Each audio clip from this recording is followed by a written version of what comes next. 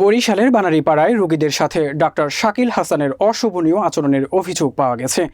বানারীপাড়া উপজেলা স্বাস্থ্য কমপ্লেক্সের মেডিকেল অফিসার ডাক্তার শাকিল হাসানের বিরুদ্ধে রোগীদের সাথে অসৌজন্যমূলক আচরণ, নিজের খামখেয়ালিপানা, অফিস টাইমে বাহিরে সময় দেওয়া এবং রোগীকে ধাক্কা দিয়ে মাটিতে ফেলে দেওয়া সহ বিভিন্ন অভিযোগ করেন ভুক্তভোগীরা। বানারীপাড়া প্রতিনিধি জাকির হোসেনের প্রতিবেদনে দেখুন বিস্তারিত।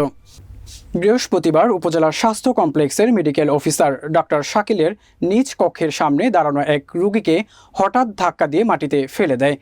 সেখানে উপস্থিত রোগীরা ডাক্তার শাকিল হাসানের আচরণ দেখে হতভম্ব হয়ে যায়।